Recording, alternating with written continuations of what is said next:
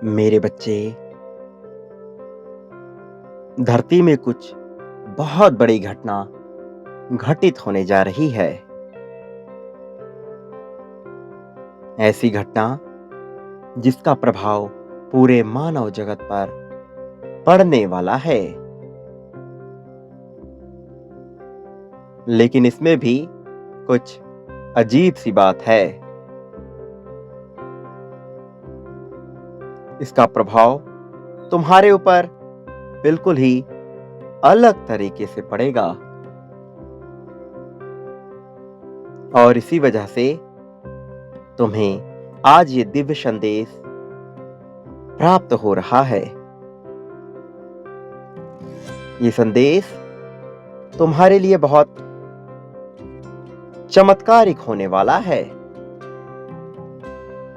इस संदेश के तुम्हारे पास पहुंचने के बाद से ही तुम्हारे आभा मंडल का विस्तार प्रारंभ हो जाएगा। मेरे बच्चे, धरती पर मनुष्य जब अपने स्वार्थ के चक्कर में, लोभ के कारण दूसरों को नुकसान पहुंचाना शुरू कर देता है, तब अधर्म का विकास होने लगता है। मनुष्य के मन में मैल जमा होने लगती है और वो कहीं ना कहीं विनाश को अपनी तरफ आकर्षित करने लगता है। तुम्हारा जीवन काल यदि तुम देखोगे तो तुम ये पाओगे कि बचपन से ही जब तुमने दुख सहा, दर्द सहा, तो उस तकलीफ का कारण तुम नहीं रहे, बल्कि किसी अन्य ही वजह से तुम्हें दुख, तकलीफ का सामना करना पड़ा। और जिन लोगों ने ऐसा किया कि तुम्हें दुख पहुंचाया, तकलीफ पहुंचाई, उन्होंने कहीं ना कहीं विनाश को अपनी तरफ आकर्षित किया। लेकिन जब कभी मनुष्य विनाश को अपनी तरफ आकर्षित करता है तो वो केवल अपना विनाश नहीं करता, बल्कि उसके आभा मंडल में, उसके ऑरा में आने वाले, उसके प्रभाव में आने वाले जितने भी लोग होते हैं, उन सबको ही उसके विनाश का सामना करना ही पड़ता है। तुम्हारे जीवन में जिन लोगों की वजह से तुम्हें दुख मिला, स्मरण करो तो उनके विनाश का प्रभाव कहीं ना कहीं तुम्हारे जीवन पे भी पड़ा।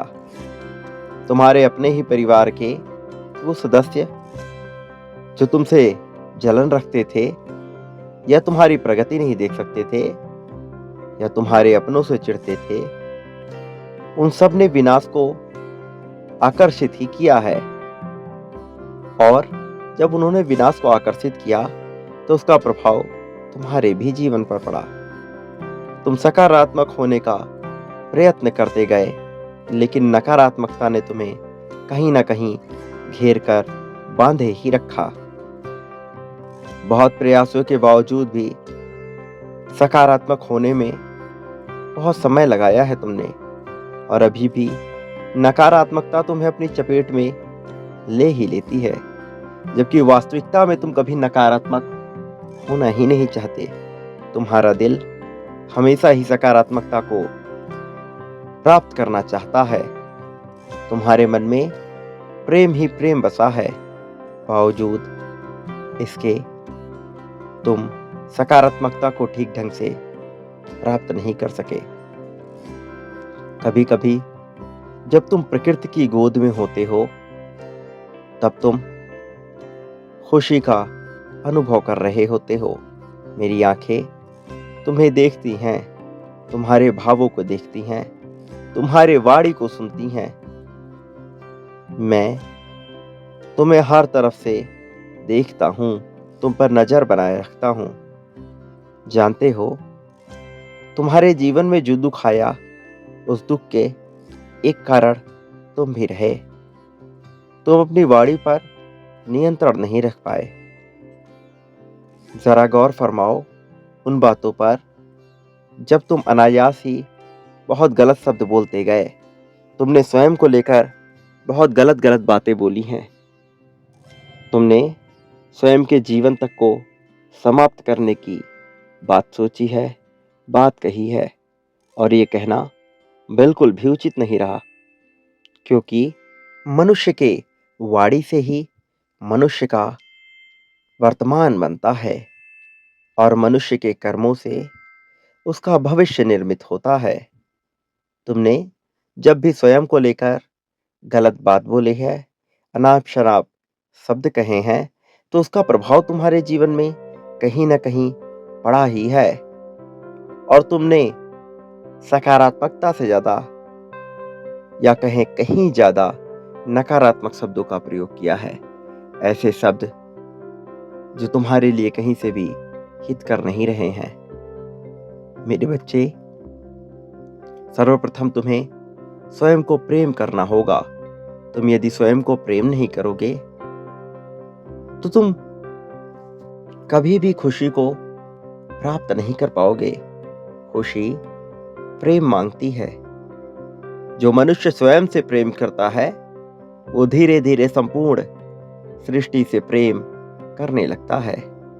लेकिन जो मनुष्य स्वयं से ही प्रेम नहीं करता वो किसी और से भी प्रेम करने के योग्य नहीं होता। तुम प्रेम पाने की चाहत सदा से ही अपने मन में रखे हो, लेकिन यदि तुम स्वयं को ही प्रेम नहीं करोगे, स्वयं का ही ख्याल नहीं रखोगे, तो किसी और से ये उम्मीद कैसे कर सकते हो कि कोई तुम्हें प्रेम करे, तुम्हारा ख्याल रखे, तुम्हारी बातों को समझे, तुम्हें अपने सीने से लगा के रखे। मेरे बच्चे, प्रेम एक ऐसी चीज है जिससे इस संसार के हर वस्तु, हर व्यक्ति, हर परिस्थिति को जीता जा सकता है। और तुम में ये कला शुरुआत से ही विद्यमान रही है, क्योंकि तुम प्रेम करना जानते हो, प्रेम बांटना जानते हो और प्रेम को प्राप्त करना भी जानते हो। इस धरती पर ऐसा क्या है जो पाया नहीं जा सकता? जो दृश्यमान है, जो महसूस होता है, तुम उसे बहुत आसानी से पा सकते हो। जो चीजें इस संसार में दृश्यमान नहीं है, मनुष्य उनसे भयभीत होता है, उसकी कल्पना में खो जाता है, जबकि वास्तव में जो महसूस करने योग्य है, जो दृश्यमान है, उसे पाना बिल्कुल भी कठिन नहीं है। और मनुष्य का प्रयास भी वही होना चाहिए। मनुष्य को उन सब चीजों को पाने का चाह रखना चाहिए जो उसे दृश्यमान है और जो उसके लिए आवश्यक है, जिससे उसे खुशी मिलती है। उसे पाने का प्रयत्न लेकिन कभी किसी को नुकसान पहुंचाकर, किसी को कष्ट पहुंचाकर नहीं करना चाहिए।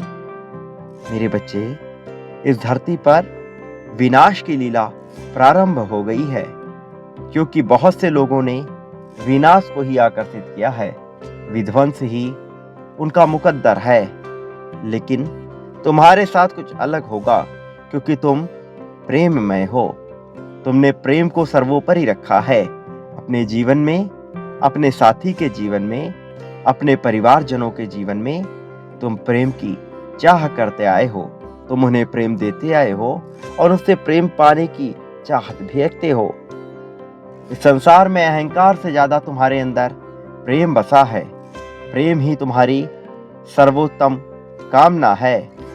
शायद तुम ये बात नहीं जानते, वास्तव में तुम धन से भी ज्यादा प्रेम की चाह रखते हो।